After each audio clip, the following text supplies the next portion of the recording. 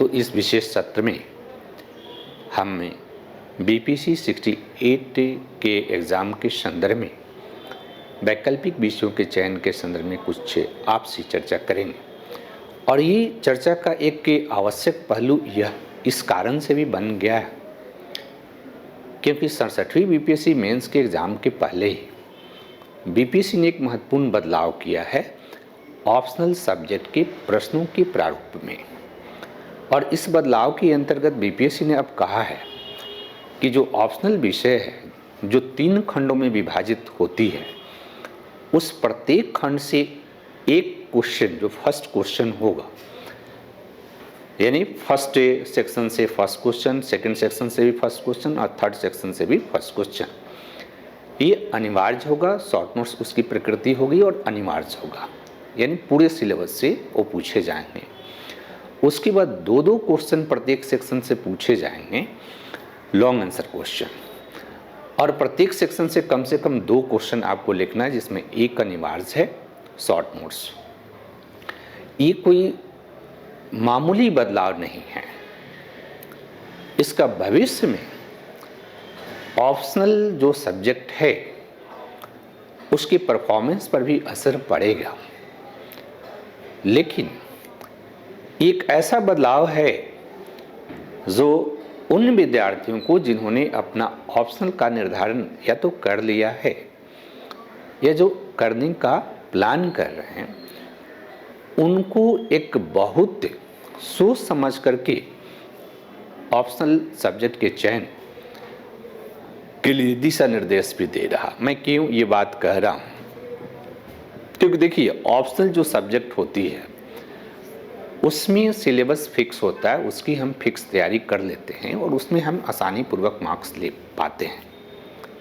लेकिन अब जब अनिवार्य हो गया प्रत्येक सेक्शन से एक एक क्वेश्चन, इस स्थिति में ऑप्शनल सब्जेक्ट कौन सा हम लें और उसका परफॉर्मेंस कैसे बेहतर हो सकता है, क्या आधार हमारा हो कि हम ऑप्शनल जो सब्जेक्ट है सोचे या ऑप्शनल सब्जेक्ट जो लें उसमें हमें बेहतर मार्क्स प्राप्त हो। तो पहला तो एक थोड़ी सी चर्चा मैं आपसे कर लूँ कि 67वीं बीपीएससी में जब ये अप्लाई हो रहा है, आप जज भी कर सकते हैं मेरी बातों को, जब रिजल्ट आएगा तो उसका एक सबसे महत्वपूर्ण परिणाम ये होने वाला है कि जो विगत कुछ वर्षों से बीपीएससी के एग्ज़ाम में जो साइंस के विषय थे, मैथ थे, फिजिक्स थे या इंजीनियरिंग के जो विषय थे, उनके विद्यार्थी बहुत अच्छे मार्क्स प्राप्त करके और टॉप रैंक में आ रहे थे। ये इससे बैलेंस होगा। आप मेरी बातों को ध्यान में जब आप विचार करेंगे तो ये बैलेंस होगा। और इसलिए अगर हम देखें तो यह कदम बीपीएससी का उन विद्यार्थियों के लिए जो कि सोशल साइंस बैकग्राउंड से आते हैं, उनके लिए फ़ायदेमंद होगा। लेकिन सोशल साइंस में भी अलग अलग विषयों का स्वरूप जो है डिफरेंट है। इस स्थिति में आप जब विषय का चयन करने जाएं तो देखो, अब विषय का चयन जो है बड़ा गंभीर विषय हो गया है। और गंभीर विषय इस कारण से भी हुआ है कि आम तौर पर जो विद्यार्थी होते हैं वो विषय के चयन के संदर्भ में बहुत ज़्यादा सोच विचार नहीं करते हैं। कोई उन्हें कन्विंस कर दिया, किसी ने कहा कि ये मेरा बैकग्राउंड है और इसलिए मैं इस विषय को रख रहा हूँ, किसी ने कहा कि ये हमारा रुचि है इसलिए इस विषय को रख रहा हूँ। अलग अलग लोगों का अलग अलग इस पे तर्क है। इवन की जो शिक्षक के समुदाय है, अलग अलग शिक्षक का भी इस पे अलग अलग तर्क है, राइट। लेकिन मुझे जो लगता है कि आज के परिप्रेक्ष्य में जिस तरह के प्रश्नों का बदलाव बीपीएससी ने किया है, उसमें अगर आप पे ऑप्शनल विषय का चयन करने जाते हैं तो ऑप्शनल विषय के चयन में एक चीज़ तो आपको हमेशा ध्यान में रखना है कि जो विषय हो, उस विषय का जो विषय वस्तु हो, अगर ये छोटा हो, ध्यान में रखिए मैं क्यों कह रहा हूँ, क्योंकि अगर आप लेंथ देखेंगे, सिलेबस के लेंथ को देखेंगे तो कई ऐसे विषय हैं जिसके सिलेबस काफ़ी सॉलिड हैं, छोटे हैं, और कई ऐसे विषय हैं जिसके सिलेबस बहुत भेग है, राइट, बहुत बड़ा है, बहुत डेप्थ में क्वेश्चन पूछी जाती है। तो उन विषयों के संदर्भ में जब आप चयन करने जाएं तो इसका इवैल्यूएशन आप जरूर करके रखें, क्योंकि अब छोटा साइंटिफिक जो विषय है, इस विषय में विद्यार्थी इस स्थिति में होगा कि वो पूरे सिलेबस को 3 घंटे में कमांड रख सकता है, राइट, क्योंकि एक ही पेपर में बीपीएससी पूरे सिलेबस को पूछता है। ये एक यूनिक एग्जामिनेशन है। इसका मतलब है कि 3 घंटे में आपको पूरी विषय वस्तु को अपने दिमाग में रखना है। इसमें जिस विषय का पाठ्यक्रम छोटा होगा, छोटा सिलेबस जिसमें होगा, और साथ ही साथ उस विषय का नेचर साइंटिफिक होगा, उस विषय को कंसाइज वे में उसके सारे टॉपिक पर पूरी तरह से कमांड करना आसान होगा। और जिन विषयों का सिलेबस बहुत बड़ा होगा, उन विषयों की तैयारी 100%, क्योंकि अब आपको 100% तैयारी करके जाना पड़ेगा। अब आप बीपीएससी ऐसे नहीं पास कर सकते हैं कि कहीं से कोई टीच योर सेल्फ लिया और पढ़ लिया और पास कर गया। अब ये कहानी नहीं बनने वाली है, क्योंकि प्रतिस्पर्धा बढ़ रही है, राइट। तो प्रतिस्पर्धा न केवल पीटी में बढ़ रही है बल्कि मेंस में भी बढ़ेगी। तो आपको एक ऐसे विषय की ज़रूरत है जिस विषय को बहुत बेहतर तरीके से आप तैयार करें, छोटा सिलेबस हो, साइंटिफिक हो और रुचिकर भी हो, और उसमें हमें स्कोप हो कि हम डायग्राम प्रेजेंट कर सकते हैं, मैप प्रेजेंट कर सकते हैं, केस स्टडी प्रेजेंट कर सकते हैं। ये सारी चीज़ अगर आपके पास है तो आप उसमें बेहतर मार्क्स प्राप्त करते हैं। इस स्थिति में जो कि मैं जिस विषय को पढ़ाता हूँ, एंथ्रोपोलॉजी, तो मैं आपसे कह रहा हूँ, आप इसको जज कर सकते हैं कि निकट भविष्य में एंथ्रोपोलॉजी जो है, जिसको मानव विज्ञान के रूप में आप जानते हैं, ये एंथ्रोपोलॉजी विषय अगर आप रखते हैं ऑप्शनल के रूप में, तो इसके बहुत सारे बेनिफिट्स आपको मिलने वाले हैं। ध्यान ये रखना है, अगर आप बीपीएससी एग्जामिनेशन को टारगेट करते हैं और अगर आपने परिवर्तित परिस्थिति में एंथ्रोपोलॉजी ऑप्शनल को सिलेक्ट किया, तो इसके कई फ़ायदे आपको मिलने वाले हैं, राइट। खास करके 68वीं के वो सारे छात्र जो कि हमारी बातों को सुन रहे हैं, आप लॉजिक से इसको तय कीजिएगा, केवल मेरी बात को आप नहीं फॉलो कीजिएगा। क्यों मैं ऐसा कह रहा हूँ? देखो, ऐसा कहने के पीछे कुछ लॉजिक है, क्योंकि एंथ्रोपोलॉजी का जो सब्जेक्ट है बीपीएससी में, वो 3 सेक्शन में विभाजित है। फर्स्ट सेक्शन के अंतर्गत हम लोग सामाजिक सांस्कृतिक मानव विज्ञान पढ़ते हैं। सामाजिक सांस्कृतिक मानव विज्ञान के अंतर्गत 9 टॉपिक हैं। सेकंड सेक्शन के अंतर्गत फिजिकल एंथ्रोपोलॉजी पढ़ते हैं, जिसमें मेजर 5 ही टॉपिक है।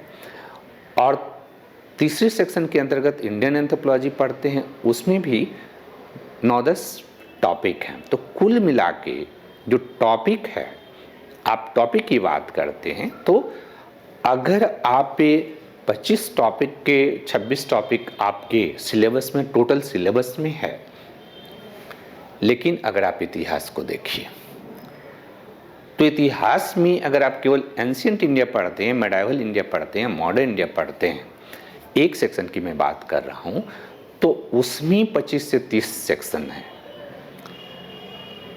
अगर आप ज्योग्राफी की बात करें, अगर आप political science and international relation की बात करें, अगर आप पब्लिक एडमिनिस्ट्रेशन की बात करें, अगर आप लिटरेचर की भी बात करें, तो सारे में अब 100% तैयारी जब आप करने जाएंगे, जब कि गेस आपका काम नहीं करेगा, तो आपके लिए बड़ा डिफ़िकल्ट होगा। और उसी तरह से साइंस के विषय को अगर आप देखें कि मैथमेटिक्स अगर कोई रखता है, तो उसके लिए बड़ा डिफ़िकल्ट टास्क होगा कि एक फर्स्ट क्वेश्चन जो है कंपल्सरी क्वेश्चन हो गया, 50% क्वेश्चन कंपल्सरी हो रहे हैं।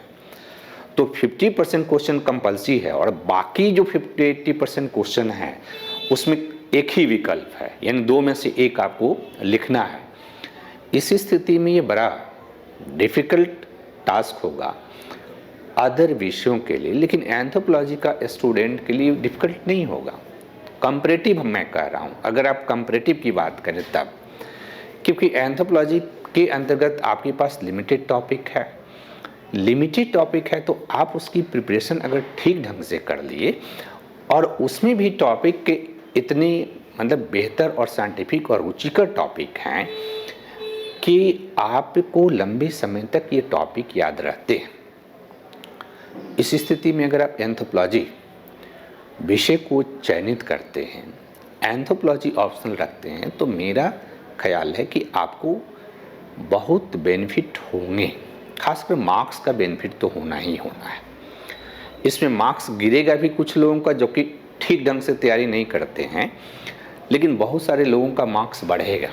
जो अच्छे तरीके से तैयारी करेंगे उनका मार्क्स बढ़ेगा भी, क्योंकि अब वो 100% सिलेबस पर कमांड रखेंगे और 100% जब हम सिलेबस पर कमांड रख के जाते हैं एग्जामिनेशन हॉल में तो हमारा कॉन्फिडेंस का लेवल भी ऊंचा होता है। लेकिन इसके अलावा कुछ आपके जो अध्ययन के तरीके हैं उसमें बदलाव करने होंगे। पहला इम्पोर्टेंट बदलाव ये आपको करना पड़ेगा कि अगर आप ऑप्शनल सब्जेक्ट की तैयारी जो पहले सोचा करते थे कि पीटी के बाद कर लेंगे, है ना, अब ये संभव नहीं है। अगर आपको बीपीएससी क्वालिफाई करना है तो पीटी के पहले आपको ऑप्शनल सब्जेक्ट पर कमांड करनी पड़ेगी, क्योंकि पीटी के बाद आप ये बस इतना ही कर सकते हैं कि क्वेश्चन का आंसर लिख करके उसको चेक करा सकते हैं टीचर से कि हम किस स्थिति में हैं। अब ऐसा नहीं चलेगा कि पीटी अभी दे रहे हैं, पीटी होगा तब ना मेंस की तैयारी करेंगे, तो भोज के दिन अगर आप कोहरा रोपेंगे तो फिर बीपीएससी नहीं क्वालिफाई कर सकते हैं। इसलिए आपको, अगर आपने तय कर लिया कि हमें बीपीएससी देना है, तो सबसे पहले आप ऑप्शनल को चयनित भी करें और उसकी पढ़ाई भी शुरू कर दें, क्योंकि ये बड़ा डिफ़िकल्ट होगा कि आपके 50% क्वेश्चन यहाँ अनिवार्य ऑप्शनल में हैं और रेस्ट 50% क्वेश्चन में जो विकल्प है वो केवल एक एक का है। तो पहला काम आपको करना है कि आपको पढ़ाई सब्जेक्ट के चयन करते ही आपको पढ़ाई शुरू कर देनी होगी और पीटी के समय भी 2 घंटा कम से कम आप अपने ऑप्शनल सब्जेक्ट को दें, क्योंकि अल्टीमेटली आप क्वालिफाई कैसे करेंगे? अल्टीमेटली आप क्वालिफाई करेंगे मेंस क्वालिफाई करने से, और मेंस का अगर आप सिस्टमेटिक प्रिपरेशन नहीं करते हैं तो फिर आपका क्वालिफाई करना बड़ा मुश्किल होगा। और इसलिए न केवल स्टूडेंट के लेवल पर बल्कि हम लोगों ने भी बदलाव को देखते हुए अपनी रणनीति में बदलाव किया है। खास करके मैंने, जो कि मैं विगत 20 वर्षों से एंथ्रोपोलॉजी पढ़ा रहा हूँ और बीपीएससी में एंथ्रोपोलॉजी को मैंने स्थापित किया है अपनी पुस्तकों के माध्यम से, अपने अध्यापन के माध्यम से।